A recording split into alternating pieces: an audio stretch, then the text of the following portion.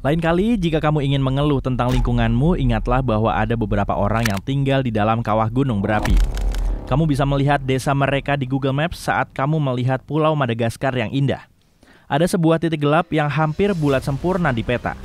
Jalan raya membentang di kedua sisinya, tetapi jangan melewatinya. Jika kamu memperbesar gambar, kamu akan melihat sebuah desa dengan rumah-rumah yang berada di tengah-tengah kawah. Kota terdekat yang ditandai berjarak 8 km dari sana. Kamu mungkin mengira itu adalah sebuah suku yang telah tinggal di sini selama berabad-abad dan tidak akan pindah apapun yang terjadi. Namun, jika kamu melihat peta dari tahun-tahun sebelumnya, kamu bisa melihat bahwa wilayah ini tidak menyusut, melainkan terus berkembang. Rumah-rumah pertama muncul di sini pada tahun 2000. Jadi, mengapa seseorang yang hidup di abad ke-21 rela pindah ke lokasi yang begitu tersembunyi dan terisolasi? Pertanyaan ini mengganggu tim Fox, sebuah situs berita Amerika. Mereka memutuskan untuk memecahkan misteri ini dengan nol data tentang desa yang tidak biasa ini. Langkah logis pertama adalah menemukan seseorang yang tinggal di sana dan bertanya kepada mereka tentang apa yang terjadi di balik dinding kawah. Hal ini cukup sulit sejak awal karena beberapa tempat yang ditandai di Google di sekitar area tersebut ternyata palsu dan terinspirasi oleh manga. Tempat-tempat yang sebenarnya tidak memiliki informasi kontak. Kemudian mereka menghubungi sebuah organisasi yang memiliki beberapa foto di Instagram yang diposting dari kota terdekat. Mereka merespons, tetapi tidak membantu sama sekali karena mereka tidak pernah berada di dekat gunung yang dimaksud. Jadi, para jurnalis memutuskan untuk mencoba menghubungi para ahli di bidang pertanian dan biogeografi yang mungkin memiliki koneksi di wilayah tersebut. Pada saat itu sudah jelas bahwa pencarian sederhana di Google atau beberapa pesan tidak akan membantu. Jadi, mereka memutuskan untuk meminta seseorang yang tinggal di Madagaskar untuk pergi dan melihat tempat itu. Para pemburu misteri itu menghubungi kepala perusahaan produksi video lokal.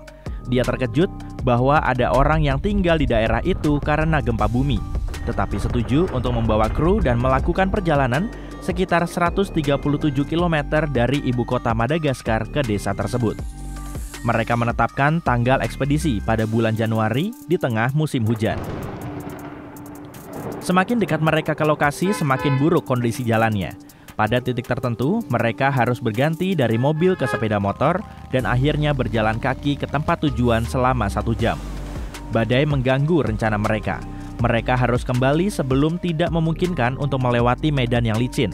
Demi alasan keamanan, mereka memutuskan untuk menunda ekspedisi hingga akhir musim hujan di bulan Mei. Dalam 4 bulan di antara 2 ekspedisi tersebut, tim Fox memutuskan untuk mempelajari lebih lanjut tentang lokasi misterius tersebut. Ternyata, gunung tersebut berasal dari periode Cretaceous, dan gunung tersebut merupakan gunung berapi. Seorang ahli menjelaskan bahwa gunung yang kita lihat saat ini pasti berusia 90 juta tahun, lebih tua dari Gunung Everest dan Grand Canyon. Jadi, gunung berapi yang berada di sini sudah lama punah. Masa yang mengelilingi kawah adalah kompleks cincin alkali yang sangat besar. Dulunya tempat ini adalah sebuah desa yang berkembang karena posisinya yang tinggi dan akses ke air tawar. Tanah di sini sangat subur berkat bahan kimia alkali di dalamnya. Setelah musim hujan berakhir, kru lokal siap untuk melakukan upaya lain untuk memecahkan misteri desa di dalam kawah. Kali ini cuaca dan jalan yang mereka lalui sangat sempurna, namun ada masalah baru. Ketika mereka mencapai desa, penduduk setempat tidak terlalu senang melihat mereka. Akhirnya, pemimpin desa Pulau Besar, begitulah namanya, setuju untuk mengajak mereka berkeliling. Ternyata ada sekitar 50 rumah di desa tersebut dan 300 orang. Semuanya berasal dari kelompok etnis Betsileo. Ketika kampung halaman mereka mulai penuh sesak, mereka tahu bahwa sudah waktunya untuk mencari rumah baru. Salah satu tetua desa tahu bahwa tempat ini bisa menjadi lokasi baru. Dia berdagang ternak di daerah tersebut dan ingat akan lahan kosong yang masih terbuka lebar. Jadi, mereka melakukan perjalanan sekitar 386 km dari rumah lama mereka ke desa kawah yang baru. Mereka menanam tanaman komersial, sebagian besar lemon dan jeruk, dan menjualnya di pasar-pasar di kota-kota tetangga.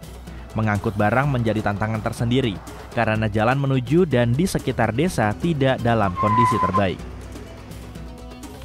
Gunung vulkanik ini menjadi saksi pemisahan Madagaskar dari India sekitar 88 juta tahun yang lalu. Sejak saat itu, pulau ini terisolasi dari dunia luar dan hasil dari kesendirian ini adalah flora dan fauna yang unik.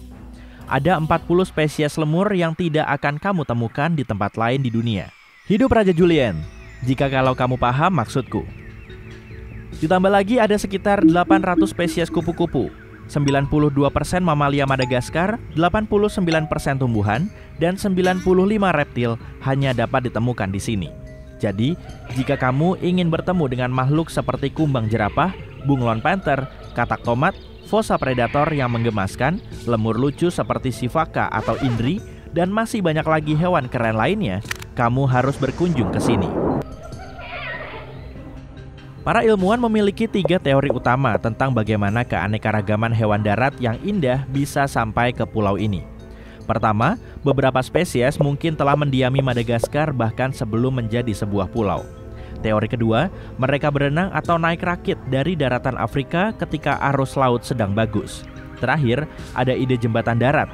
Masalahnya hampir tidak ada catatan fosil di Madagaskar antara masa dinosaurus dan sekitar 2000 tahun yang lalu. Dalam sebuah studi baru, para peneliti membandingkan gen spesies Madagaskar modern dengan kerabat mereka di daratan Afrika, mencoba mencari tahu kapan nenek moyang masing-masing hewan menumpang di pulau itu. Ternyata beberapa spesies di Madagaskar telah berada di sana selama lebih dari 80 juta tahun dan telah melihat pulau itu terpisah dari anak benua India. Ini berarti makhluk seperti kura-kura berkepala besar selamat dari peristiwa kepunahan dinosaurus 66 juta tahun yang lalu. Namun, sebagian besar reptil, mamalia, dan amfibi memilih untuk melakukan perjalanan yang lebih menantang. Mereka berasal dari hewan yang lebih kecil yang kemungkinan besar mengarungi perjalanan ke Madagaskar. Lemur misalnya mungkin memiliki nenek moyang yang kecil seperti lemur tikus. Kura-kura mungkin saja mengapung melintasi selat Mozambik tanpa membutuhkan rakit untuk mencapai tujuan mereka. Manusia pertama menetap di sini sekitar 1300 tahun yang lalu. Nama pulau ini masih menjadi misteri bahasa. Legenda mengatakan bahwa Marco Polo, pedagang Venesia yang terkenal, memberikan nama tersebut setelah sedikit tertukar dengan geografinya. Dia tertukar dengan kerajaan Mogadishu di Afrika Timur, melakukan beberapa kesalahan pengucapan dan voila, Madagaskar pun lahir. Terlepas dari ketidakpastian asal-usul namanya, bahasa dan budayanya mengarah langsung ke Indonesia. Beberapa ahli berpendapat bahwa pemukim pertama yang datang ke sini langsung dari Indonesia dengan pengaruh Afrika yang masuk melalui migrasi. Yang lain berpendapat bahwa itu adalah campuran dari beberapa pelayaran di sepanjang pantai India, Jazirah Arab, dan Afrika yang menciptakan perpaduan yang beragam. Sebagian besar orang di pulau ini berbicara dalam bahasa Malagasy, bahasa nasional yang didasarkan pada alfabet Latin. Bahasa Prancis juga digunakan secara luas dan diakui secara resmi. Jika kamu sering menggunakan vanili, kemungkinan besar vanili tersebut berasal dari Madagaskar.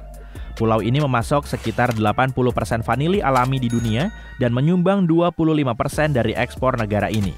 Mereka juga menjual pakaian dan tekstil, cengkeh, ikan dan kerang, dan berbagai produk makanan ke luar negeri. Mereka menggunakan sebagian besar lahan untuk membiarkan ternak mereka berkeliaran dan menikmati rumput hijau yang subur. Beberapa desa tertua dulunya dibangun di puncak bukit yang dikelilingi parit besar untuk pertahanan. Namun kemudian mereka telah dibangun kembali di tempat yang lebih rendah, lebih praktis untuk melakukan pertanian di sana.